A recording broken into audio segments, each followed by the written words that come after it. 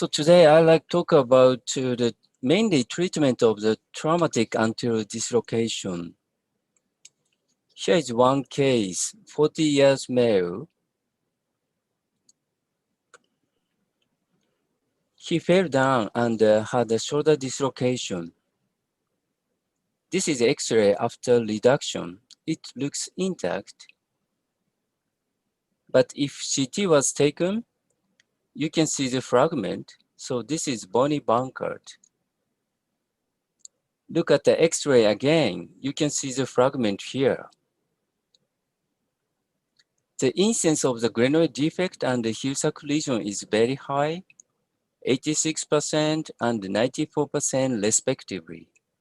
So bone loss is very common in patients with anterior instability. Here is another case, 22 years old female. She said, "Doctor, I had a subluxation feeling." X-ray showed the intact. The apprehension sign was positive.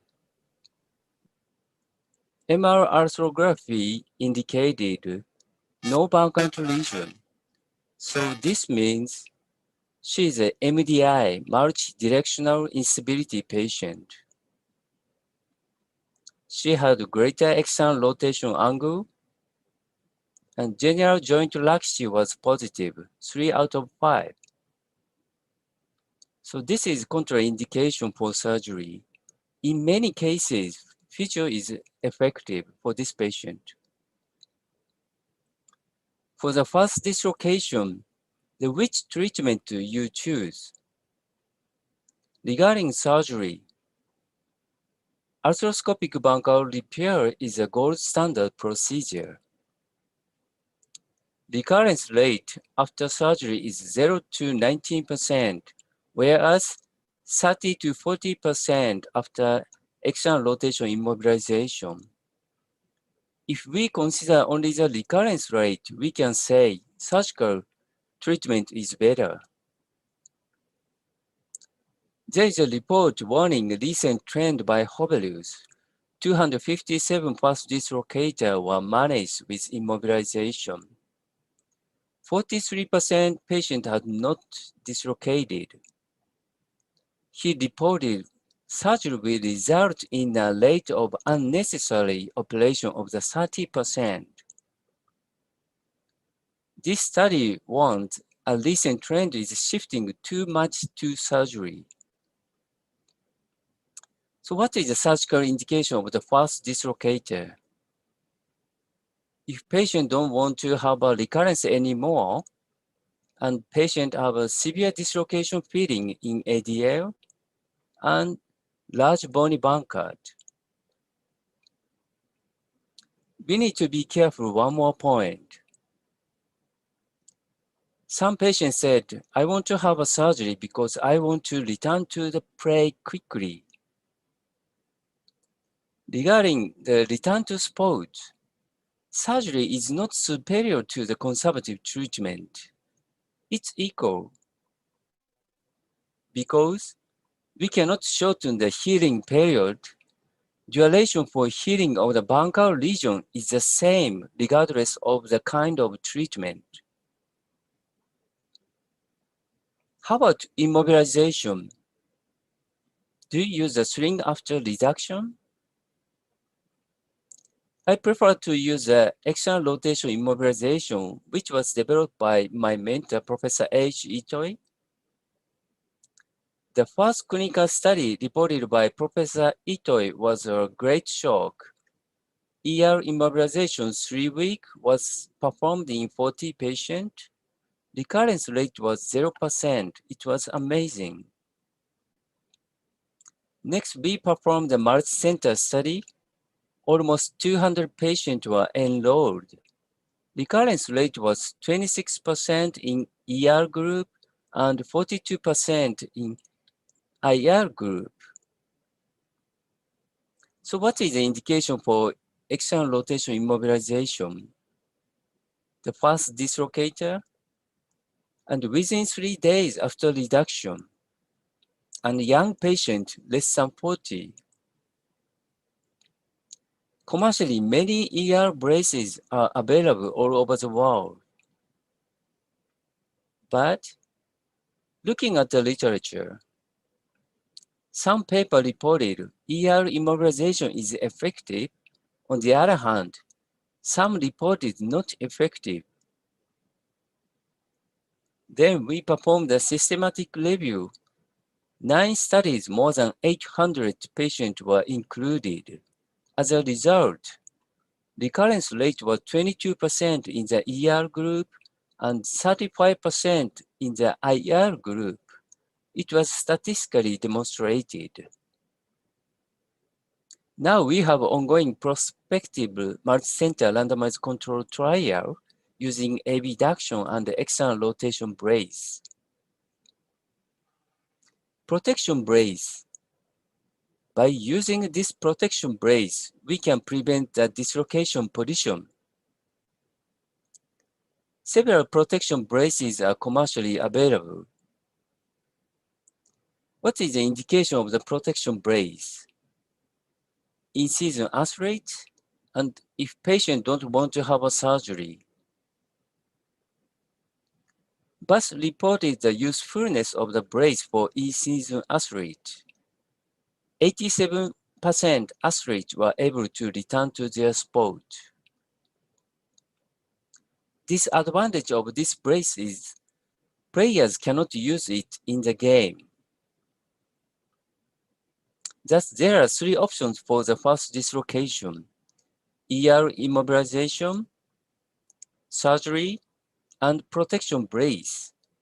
So which one should be chosen? They have advantage and disadvantage. ER immobilization, less invasive, but recurrence rate is a little bit high. Surgery, low recurrence, but it's invasive. Protection brace, it's good indication for in-season athlete, but recurrence rate is a little bit high. So these are options. They are not competitive each other. Surgical procedure. There are several surgical procedures.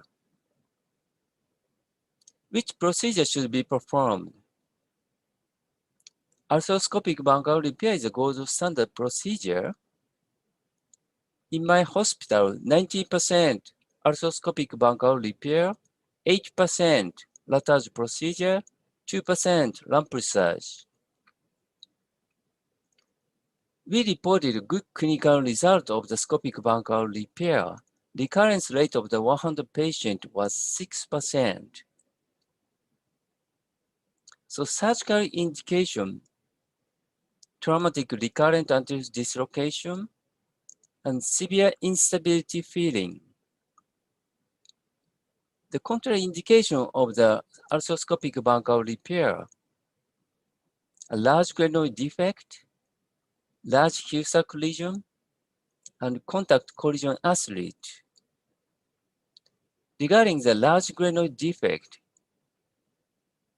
Burkhardt reported inverted pier glenoid doesn't candidate for scopic bunion repair. So which size is critical?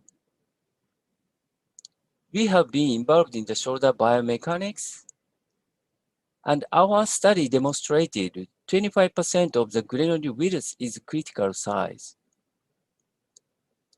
So we could draw a line between bone grafting and scopic bunion repair, 25%. How about large Hill-Sachs lesion? Bipolar lesion is a combination of the glenoid defect and Hill-Sachs lesion, and its incidence is also very high, 81%.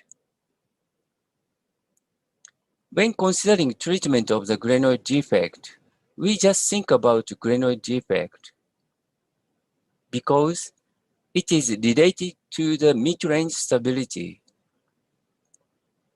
In the mid-range, ligament is lax. We consider only the glenoid defect. However, when considering the treatment of the Hill-Sachs lesion, we need to think about bipolar lesion because this Hill-Sachs lesion is safe. It's located within the contact area. If there is a glenoid defect, engagement occur. So how should we evaluate the risk of engagement? We have proposed the concept of the glenoid track to evaluate the risk of engagement. If Hill-Sachs lesion is located within glenoid track, it's safe. However, if Hill-Sachs lesion is out of glenoid track, it's risky. The width of the glenoid track was demonstrated to be 83% of the glenoid width. So how should we draw a line of the glenoid track? First, we need to find the medial margin of the footprint. Then, the glenoid width of the uninvolved side should be measured. For example, in this shoulder, 20 millimeter. So we can calculate the glenoid track width, 20 times 83%, 17 millimeter. From the footprint, draw a line 17 millimeter along the cartilage edge. This Hill-Sachs lesion located within glenoid tract, it's safe. We don't worry about this. So we could draw a line between lump research latarge and scopic buccal repair, 83%. My friend Giovanni Giacomo named engaging Hill-Sachs lesion, off-track lesion, and non-engaging Hill-Sachs lesion, on-track lesion. If Hill-Sachs lesion is off-track lesion and glenoid defect is small, scopic buccal repair and lump research should be performed. However, if both lesions big, off-track lesion and greater than 25%, bone grafting, such as latarge procedure, should be chosen. We can explain this with use of the glenoid track concept. This Hill-Sachs lesion is off-track lesion, but after bone grafting, glenoid track width increase. So performing bone grafting made off-track lesion to on-track lesion. But there is one question. Just below 24% scopic buccal repair is really fine. Some surgeons perform the bone grafting for this side of the defect. Surgical decision was done by each surgeon. Just below the critical size is the called subcritical bone loss these days. Definition by Turkish group. No dislocation but clinically decrease in QOL. They reported 30.5% to 20% is subcritical bone loss. They conclude for this side of the defect, bone grafting should be performed. But all the subjects were Army in their study. So next question was, how about subcritical bone loss in the civilians? Our data indicated 17.5% is subcritical bone loss, and male and contact athletes are risk factors. There's the same question. 82% scopic buccal repair is fine. Subcritical bone loss should be exist when considering the off-track lesion. Our study showed 75% was subcritical bone loss. Even on-track lesion, if it located close to the glenoid track line, more than 75%, QOL decrease, so it needs treatment. This is called limb track lesion, named by Dr. Burkhardt. On the other hand, if Hill-Sachs region is located less than 75%, we don't need additional treatment. We named this safe track region. On-track region can be divided into two, safe track region and limb track region. So let's talk about contact collision athlete. So what is the characteristic of the contact collision sport? Players have greater external force. One biomechanical study reported impact force during rugby was 2,000 Newton. What is the dislocation position of the contact athlete?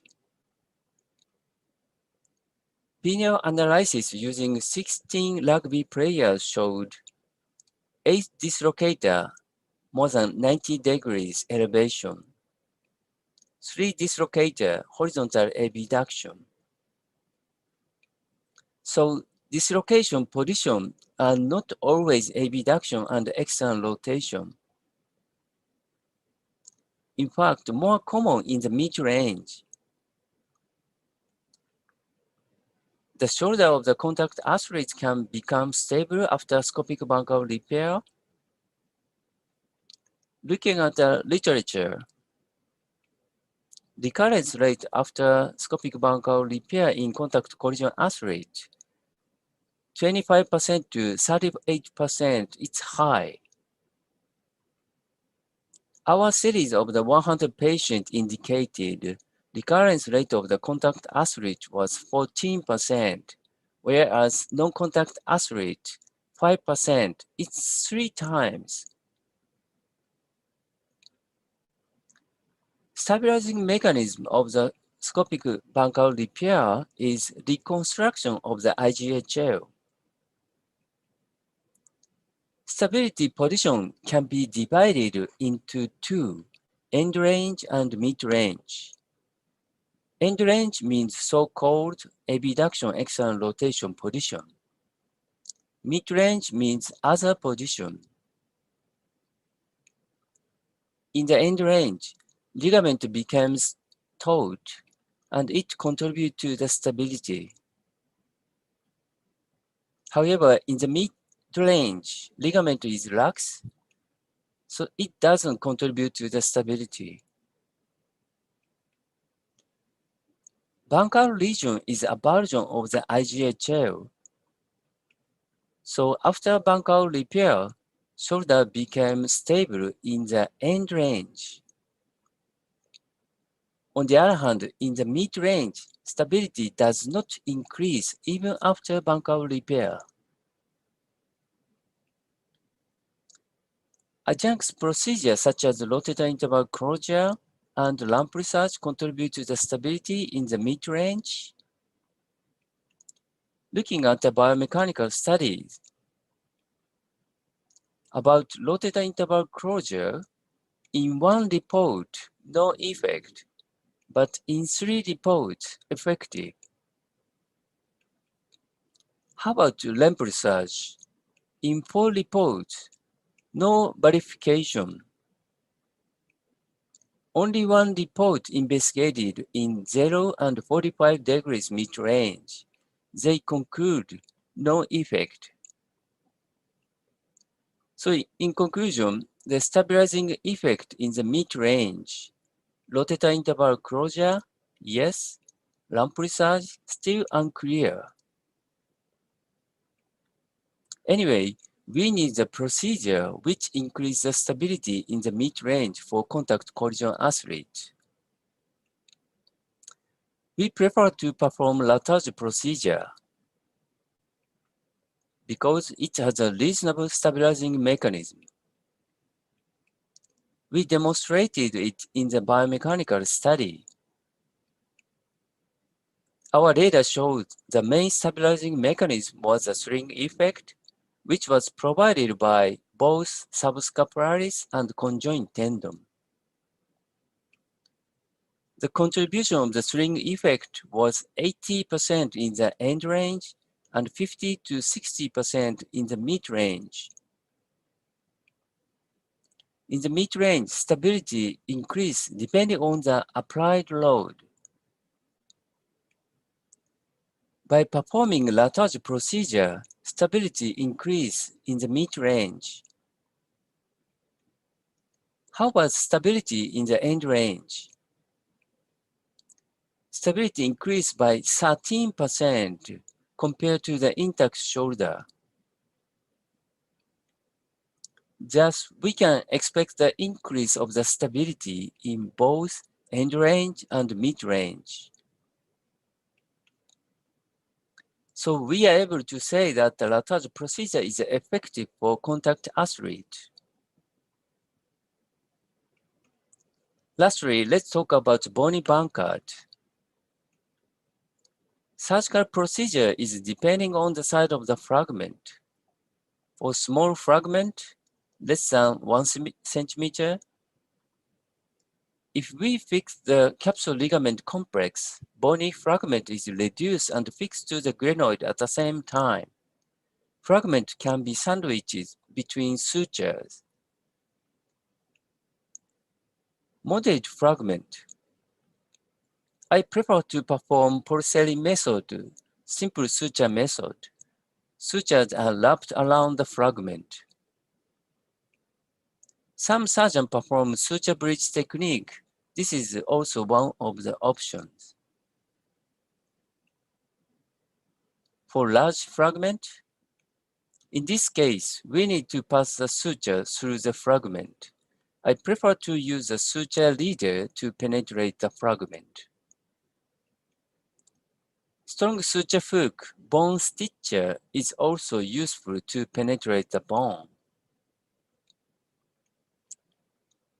In summary, treatment for the first dislocator, ER immobilization, surgery, the protection brace. These are options. They are not competitive with each other. Contraindication of the scopic buccal repair. Large glenoid defect, greater than 25%, large heel sac lesion, off-track lesion, contact collision athletes. Subcritical bone loss, glenoid defect, 17.5 to 25%, heel sac lesion, limb track lesion.